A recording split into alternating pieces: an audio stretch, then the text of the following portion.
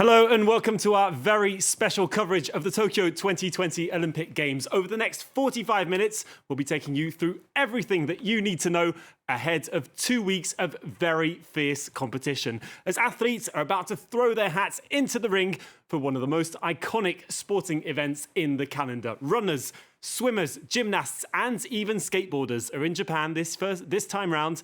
And this is all happening, of course, 1 year later than planned, after the pandemic meant that the Games had to be postponed for the first ever time. The only time that they had actually been completely cancelled were for World War I and World War II. But without further ado, let's run straight into the Games and head straight to Tokyo, where our sports editor Simon Harding and all our team will be covering the Games for us every day throughout this 2-week competition. Simon, it feels like absolutely ages since the Games actually wrapped up in Rio, but the opening ceremony is only a few minutes away. I can only imagine that the excitement is finally bubbling over there. The excitement is bubbling, and an overwhelming sense of relief that these Olympic Games are going to be going ahead. The athletes, the Olympic Committee, the Tokyo 2020 Organising Committee have worked so hard for this event to go ahead. And as you mentioned, the Olympic opening ceremony just around the corner. Yes, it will be a ceremony like no other, with less than 1,000 guests inside the stadium able to follow the ceremony, with delegations cut almost to a minimum because of health and safety restrictions. It must be said that the atmosphere throughout Tokyo hasn't been that of a city hosting these Olympic Games so far, with much of the Japanese population a little disinterested in the build-up to these Olympic Games. But we can only hope and only imagine that this is going to pick up as time goes ahead, because, as you mentioned, the Olympics are the biggest sporting event on the planet, going back to ancient times. And the work done to have this Olympic Games against all odds, against the amount of adversity that has happened, go ahead, is an achievement in itself. And of course, the athletes, the press, everyone is just so excited, James, for it to start. Now, of course, so you mentioned there won't be an edition like any others before. What exactly is that going to entail? Because you're in Tokyo right now. What's it been like so far? What's it going to be like throughout these 2 weeks?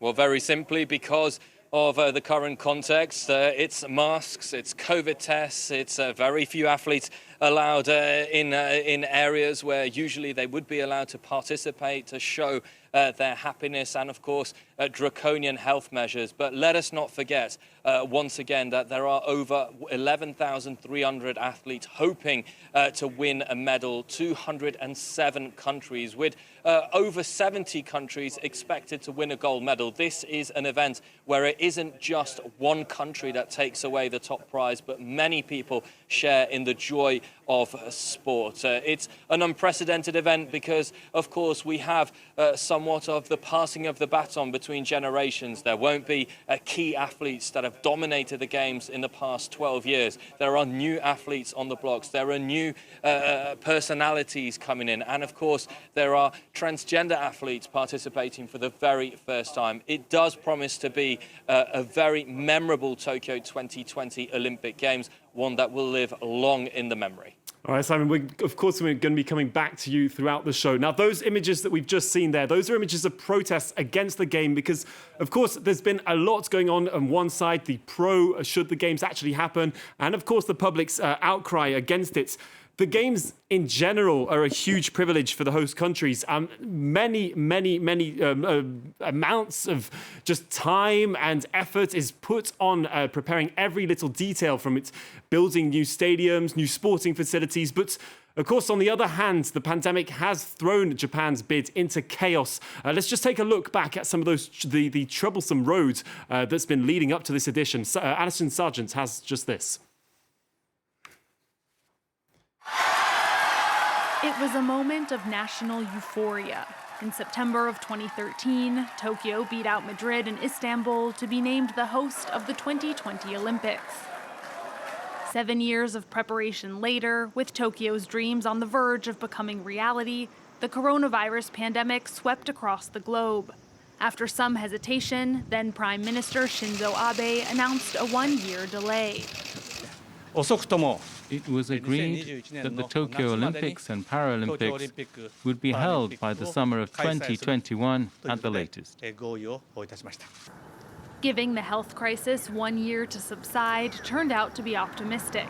In January, the number of COVID-19 cases in Japan reached their highest level ever. Then in February, controversy arose after a sexist remark from the president of the organizing committee, Yoshiro Mori, who suggested that women talked too much. Following public outcry, he stepped down. By mid-May, the country was facing another spike in cases, and public support for the Games drastically waned. A poll found that over 80% of people in Japan opposed holding the event this summer. I think hosting the Olympics is a decision that gives the economy and money more weight than people's lives. I want to tell the government that people's lives shouldn't be neglected. A sense of neglect reinforced by Japan's slow vaccine rollout. By mid-June, just 18% of the population had received at least one dose. Politicians, businesses, and the country's doctors' unions all joined calls to cancel the Games. The Japanese government put in place a number of restrictions, but the 2020 Olympics are going forward. After the delay and without profit from foreign tourists and ticket sales, they're already by far the most expensive in history. All right, well, everyone is going to be looking to, of course, bring back some medals. One of those is an athlete who Clovis Casali met for us ahead of the Games. Prithika Pavad is only 16 years old, but she's already a European champion in the under-21s of table tennis. She's joining the French squad in Tokyo and hoping, of course, for a successful outcome. Here's Clovis Casali, who has this report. A table tennis prodigy with an attacking style. Prithika Pavad is no ordinary high school student. She trains hard, encouraged by her family and father who played ping pong at a respectable level back in India. Ever since she was really young, my husband said she had something special that could take her up to the highest level. He knows the sport well, and he says that with her talent, she shouldn't ever give up. There are two sides to her personality. When she's here playing, she's very serious and focused on the sport. Then when she comes home, she's very relaxed. It's where she can offload. Like many other French champions, she was born in the Parisian suburb of Seine-Saint-Denis, one of the poorest parts of the country, where coaches are keen to nurture talent. My schedule was changed a lot to allow me to do sports and school at the same time. That helped me adapt well to this life as an athlete. After winning several national titles as a junior, as well as one with her club of Saint-Denis, Prithika managed to qualify for the Tokyo Olympics at the age of only 16. It's a dream come true and quite unexpected. Qualifying for the Olympic Games came earlier than planned, so I'm not setting myself any real target. I'll try to play my best table tennis, that's all. If I get good results, great. Otherwise, I'll just be gaining experience. She knows many of her opponents in Tokyo. Some are even club teammates. Prithika is discovering Japan without her family due to COVID-19 travel restrictions. But the teenager seems unfazed by the pressure of the Games, simply relishing the opportunity. All right, well, joining us now to talk a bit more about the Games is the former director of the International Olympic Committee, Michael Payne. Michael, thanks very much for coming on to speak to us. You've been following all the developments leading up to Tokyo 2020. As a former high-ranking IOC official, can you tell us just how difficult has the organisation been for these Games? Well, this is my 20th Olympic Games, summer and winter, and I think it's fair to say the postponement has made these Games, from an operational standpoint, by far the most complex and difficult Games ever to be staged. And that is with an organising committee that was recognised as also being the most prepared, the best organising committee the IOC has seen. But to turn everything on its head, to postpone, and then to drive forward and stage these Games with the pandemic still in play around the world has been a remarkable challenge. But I think everybody is now very happy that we're here in Tokyo. The atmosphere in the village is fantastic, because the athletes who were scared that the games might be cancelled have now realized that they're going ahead, that they will have their moment as an Olympian, and are very, very excited about that. Right, but on the other side, when it comes to what we've heard a lot from the Japanese people and the risks that these games can pose, when we look at some of the surveys, the number of people who actually want the games to go ahead seems to be minimal. What do you understand their concerns? Well, I think the moment Japan wins their first gold medal, you will see a tremendous turn in support for the public. I've actually been speaking to Japanese journalists over the last day or two, and it's not as black and white as being reported that so many people are negative to the games. What they are negative towards, frankly, is the Japanese government, because there is a lot of anger that there was such a slow vaccine rollout. The communications has been very poor, and frankly, the decision not to let spectators into the stadium seems to be far more political than from a health standpoint, because you've still got spectators in the baseball stadium, in the sumo wrestling stadium, and it's unfortunate that with an election coming up in a couple of months, so many decisions are taken as much for a political reason than perhaps for a health reason. So when you mentioned the government and its communication in that way, and the elections coming up and the political side to it, what do you think that the government should have done in relation to the position that it has put itself in throughout the lead up to these games? Well, I think, first of all, there was surprise that it took so long to have the vaccine rollout. Everybody knew that for the games to go ahead smoothly, that the world was coming here, that they needed to get the population vaccinated. The international community is fully vaccinated. I think the Japanese government, the media here locally allowed for a level of paranoia to be built up that these foreigners are going to import the vaccine and create a risk throughout Japan. I mean, to be honest, we're all locked up in a bubble, and frankly, there's far greater risk of us meeting Japanese than the Japanese meeting us. The numbers of incidents is still very low. If you compare what's happening through in Europe, I mean, in England and other countries, they're running 50,000 or more incidents a day. Here in Tokyo, with a population of more than 20 million people in metropolitan Tokyo, it's not even 1,600, 700 incidents a day. So there's been unnecessary sort of paranoia that's been fueled and created panic. But equally, we've seen in the last couple of days that fundamentally the Japanese people are very passionate about the Olympics. They're angry about the process of getting here, but I think you're going to see that public support turn. All right, and so in your latest book, you talk about all the mishaps of the Olympics over the past 40 years, everything that's really going on behind the scenes that we don't actually see. Do you feel that, in your experience from what you've gained so far, how is Tokyo 2020 going to go down in history? Well, first of all, it will go down as great sporting performance and new heroes coming through. But obviously, they're staged under the shadow of COVID, and you can't ignore that. You can't ignore the fact that the stadiums are going to be empty. But if you're talking to the broadcasters, all of the world's broadcasters here, they're expecting and forecasting that they will have record global audiences, that these Olympics will be the most watched games ever. And whilst there are no spectators in the stadium, what the broadcasters have gone and done is put broadcast cameras in all the homes of the athletes, so that you will actually see each village, each home celebrating their athlete's victory. And I think in that sense, you will have an incredible 2-week digital celebration of humanity coming together.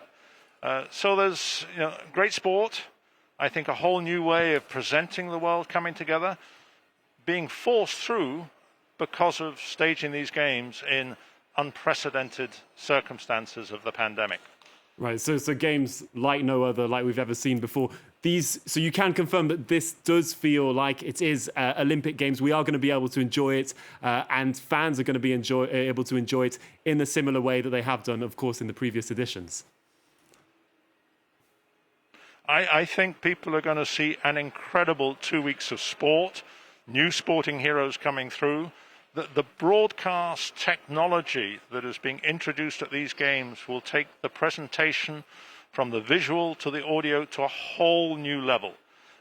Some of it's actually been fast-tracked again by COVID, that they've been forced to look at new ways to present the sporting coverage. And I think people are going to see the most incredible show.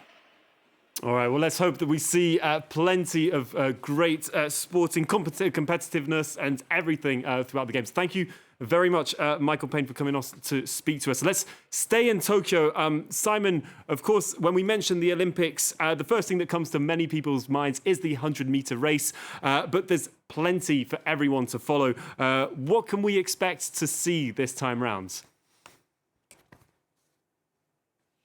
You're right, James. There's plenty to follow. And of course, there is also this passing of the baton somewhat of the generations. There won't be Usain Bolt at these Olympic Games. There won't be Michael Phelps.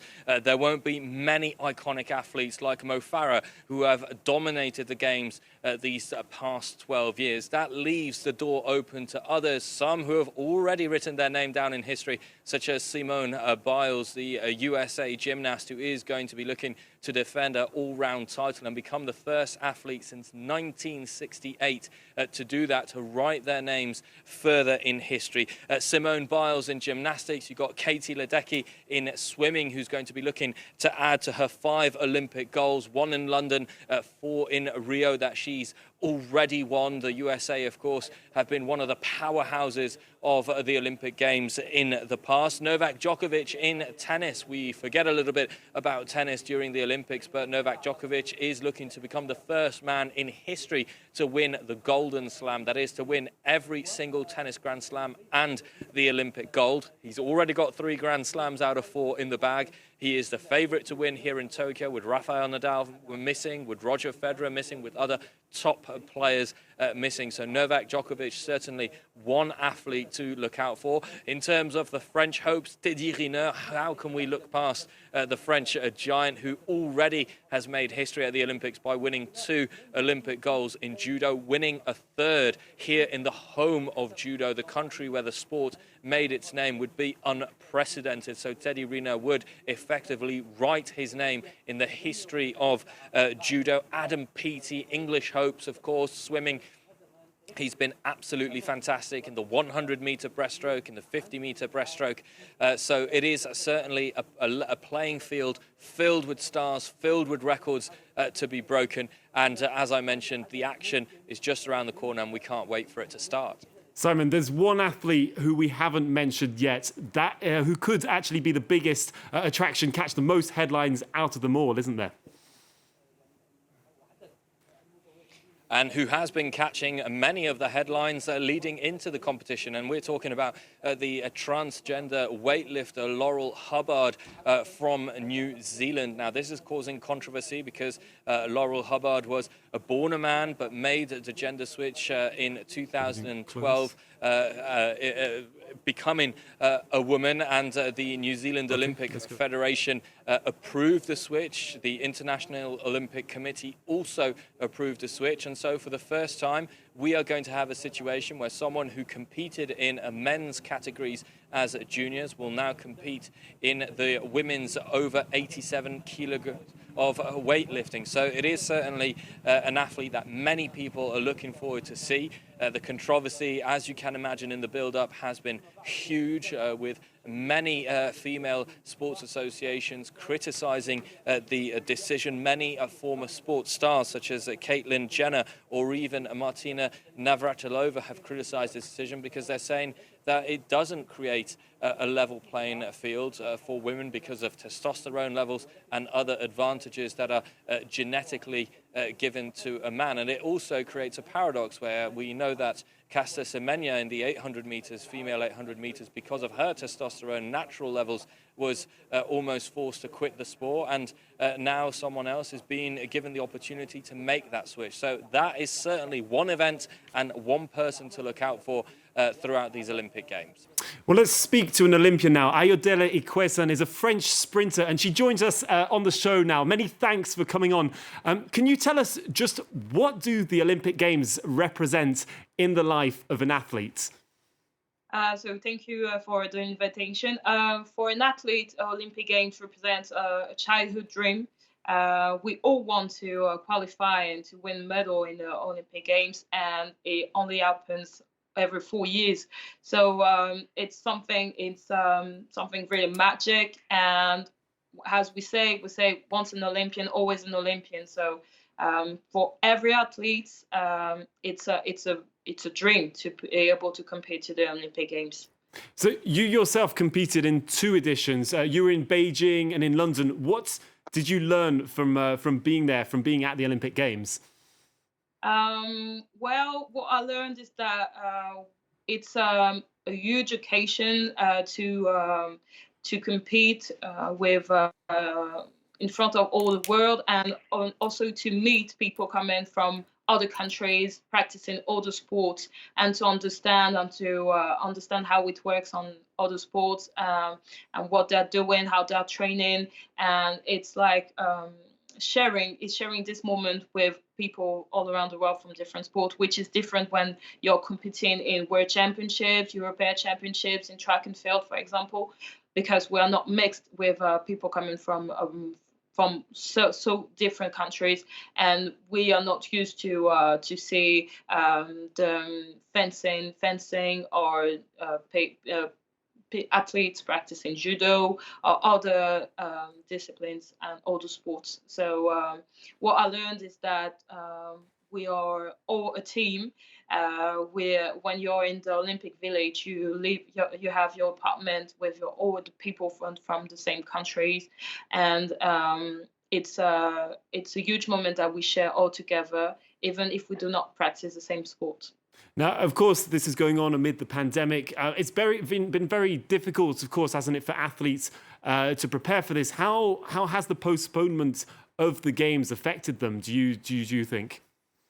The postponement has affected, I think, a lot of athletes. Some got retired because they couldn't get prepared for the Olympics in this year 2021. It affected female athletes that had a maternity project and that wanted to have a baby after Tokyo in 2020. And well, I think it has also affected athletes because the Olympic Games is gonna be singular, quite different from the Olympic Games that we used to see due to this crisis. Well, in France and in many countries, we had a lockdown for 7 weeks. So we couldn't train, we couldn't access to sport facilities.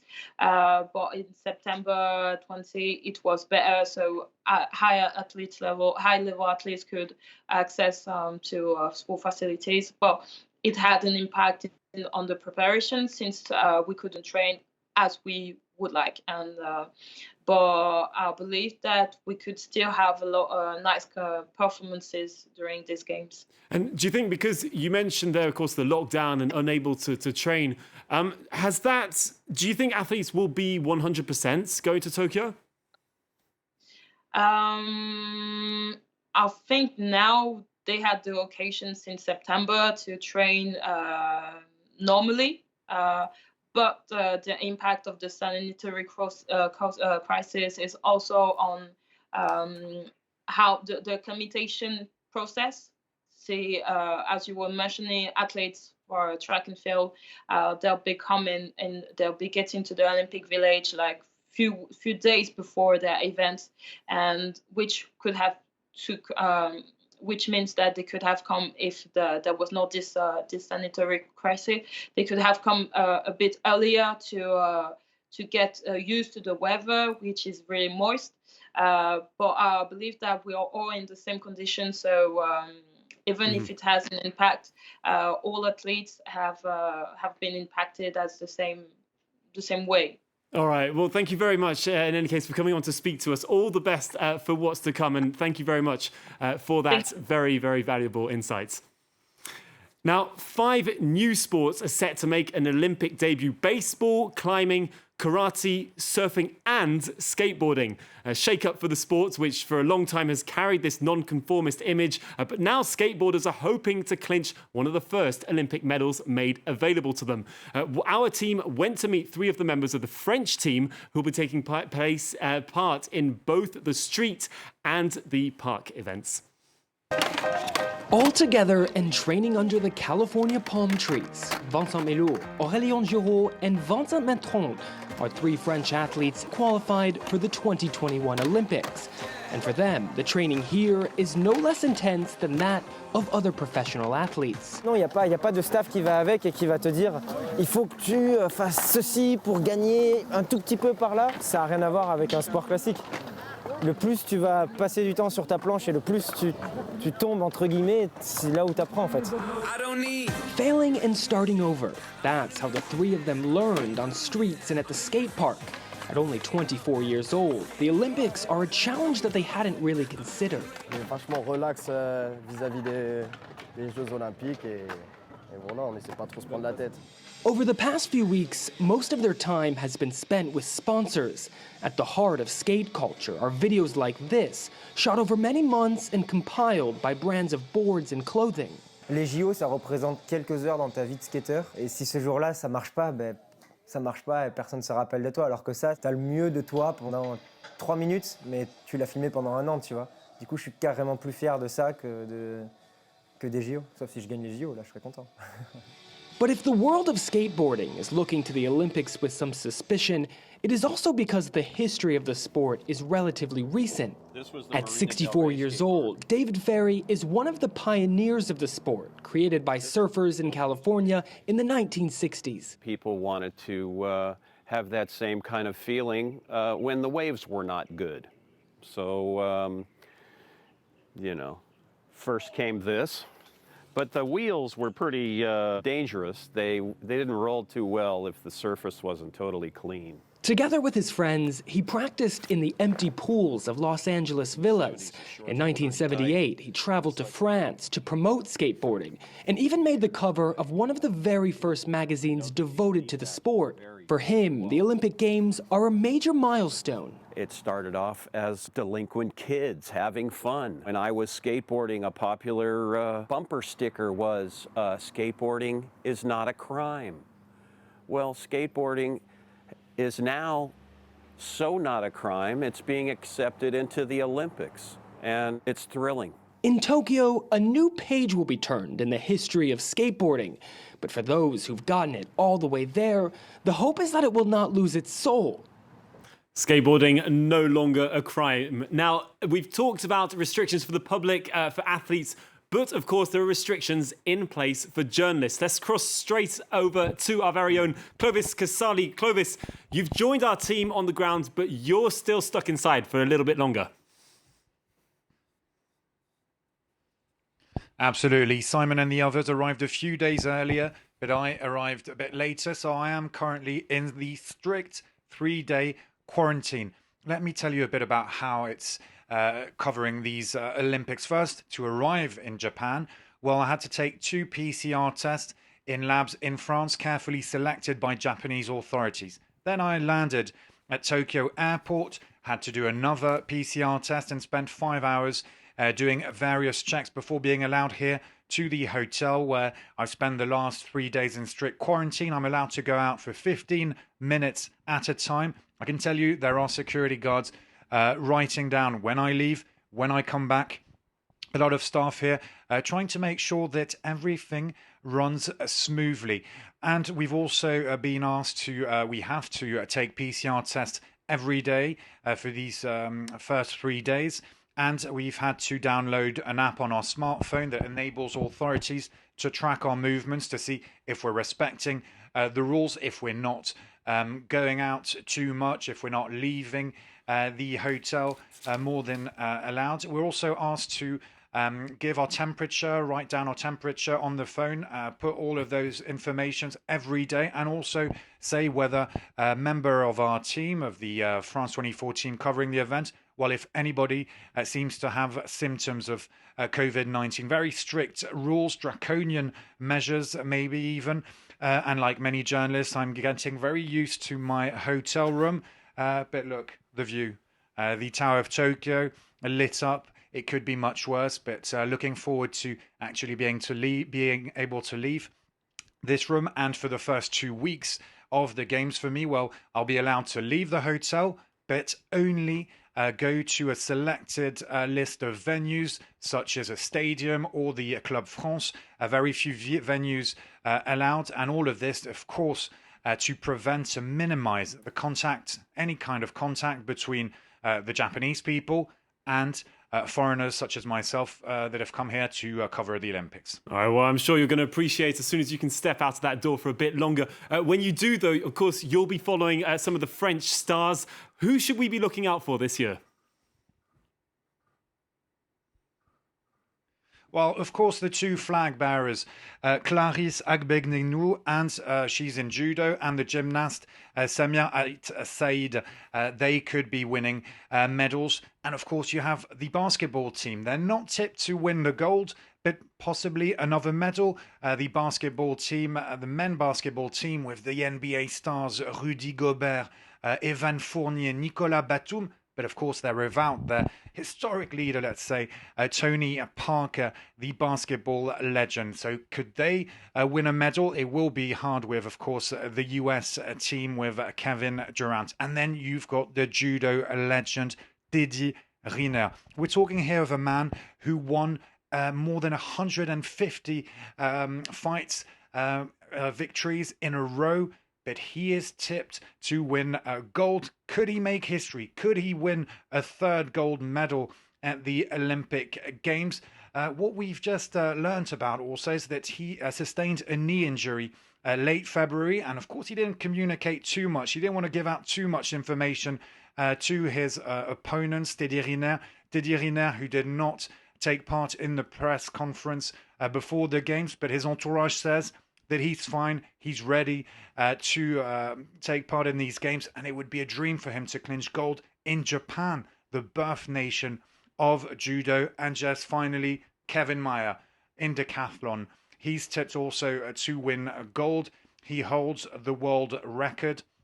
France looking to all of those sportsmen and women to win medals. France hoping to get at least 42 medals, just like in Rio. And that's, of course, what French supporters back home will be hoping for, because, of course, there will be no French supporters in the stands here due to the COVID-19 restrictions. Definitely. Well, we'll be counting on you anyway to be telling us everything, how things are going on and everything happening over there. We'll follow you, of course, over the next 2 weeks. Thank you, Clovis. Let's take a look now at what's to come over this first week. Some events have, of course, already started. That's the case for football. France's men's team was smashed by Mexico 4-1 in their opener on Thursday. Archery is just getting underway, while baseball makes its return to the games. Didier Riner, as we mentioned, of course, will be looking to write history as judo begins this weekend. And the swimming events are, of course, going to be gaining a lot of attraction. But all eyes will, of course, be on Simone Biles, who'll be looking to dominate and continue to dominate gymnastics. Athletics, of course, will then be taking up much of the second week. All right, let's return to Tokyo now. And Simon, of course, the games are getting started. Can we expect to see more excitement, as we've been mentioning in the show, from Japan, but also from around the world? I think it's inevitable that people are going to tune in, and the atmosphere, the expectations, the excitement is just going to crank up a notch as the days produce. We heard Michael Payne say exactly that just a few minutes ago, that once the medals start falling for the Japanese public, they are going to start weighing in heavily interest-wise on the games, perhaps even force the government's hand to allow some fans into the stadium. That's certainly the wish of the International Olympic Committee that have made it clear that they hope that some fans at some point are going to be able to watch the games. The venues all across Tokyo are going to make it very interesting. We hope that that is going to allow many people to take part in the games, to fully immerse themselves in the games. But of course, James, it's very early to call. We can only speculate at this time, and we are waiting for the games to go ahead and to start after this opening ceremony for people to really engage with them. It's early to call, but of course things are taking off slowly. Surely for athletes, this comes with a sense of relief. It is a sense of relief for athletes. Thomas Bach, the IOC president, said that, or said at the time when the Olympics were cancelled because of the initial outbreak of COVID-19, that these games in Tokyo would be a light at the end of the tunnel. Now, certainly we haven't come out of that tunnel yet, but there is certainly the feeling that with the athletes being here, with the efforts being put in to commit to these games, that the feeling is that they can compete to the best of their ability. But a lot of it is still yet to notch up. We are still waiting for everyone to hit the ground running. There's only a select few sports that have started yet. No medals won, and that will start from Saturday onwards, with already medals in cycling and judo to be decided. And so as they're coming in, for us who aren't in Tokyo, aren't in Japan, how are people adapting to, of course, these very new surroundings? Well, I think the conditions are going to be extremely important to bear in mind. At the previous Tokyo Olympics back in 1964, the Games had actually been moved to October to try and alleviate the athletes from the incredible heat that is part of this summer. We're reaching very high temperatures, 35, 36 degrees at times, and the humidity levels are also incredibly high, which makes sweating, the release of sweat, the release of perspiration very difficult for the athletes who have had to train in very special conditions, using special equipment to try and acclimatize themselves to what the conditions would be here in Tokyo. The organization, who opted not to have games later in the year because notably of television rights shared across the board for broadcasters, have somewhat decided to try and help athletes as much as possible. So incredibly arduous